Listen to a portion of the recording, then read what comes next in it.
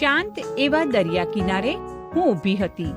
ખળભળાટ વહેતા નદીના પાણીમાં સફેદ ઘસાયેલા લીસા પથ્થરોનું દ્રશ્ય અને તે પાણી પર સૂર્યના પ્રકાશતા કિરણો પડતા સુંદર દ્રશ્યો જોવા મળતા હતા. નદીના શાંત પાણીના મોજાએ મારા હૃદયમાં શાંતિ ભરી દીધી. હું અને મારા પતિ વીકેન્ડમાં અમારા મંડળ તરફથી એક ફેમિલી કેમ્પમાં એકબીજા સાથે વધુ નિકટતામાં અને લોકો સાથે નવા સંબંધો બને માટે આવ્યા હતા.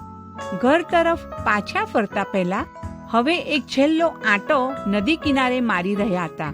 તે સમયે નજીકના રોડ પરથી ભારે વજનદાર ટ્રક પસાર થઈ રહી હતી, જેના ઘોંઘાટવાળા અવાજે મારા શાંત મિજાજને ખલેલ પહોંચાડી. પણ તરત એક વિચાર મારા મગજમાં આવ્યો. નદીને સાંભળ અને પછી બસ તરફ જતા એ શબ્દ વિશે વિચાર્યું તો તેનો સ્પષ્ટ અર્થ હવે મને સમજાયો. જો મારી શાંતિવાળું વાતાવરણ જોઈતું હોય તો મારે નદીની ભવ્યતા, સુંદરતા તરફ મારું ધ્યાન કેન્દ્રિત કરવું જોઈએ, નહીં કે મને બેધ્યાન બનાવનાર ઘોંઘાટિયા અવાજ તરફ ધ્યાન કેન્દ્રિત કરવાનું હોય.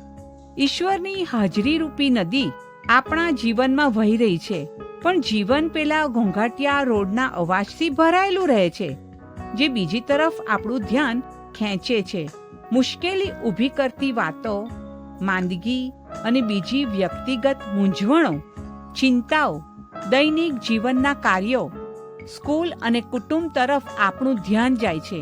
તેમ છતાં બાઇબલ વાંચન, મનન અને પ્રાર્થના દ્વારા આપણે નદીનું સાંભળીએ, જેથી આપણા વ્યસ્ત જીવનોમાં ઈશ્વરની શાંતિ પ્રાપ્ત થઈ શકે.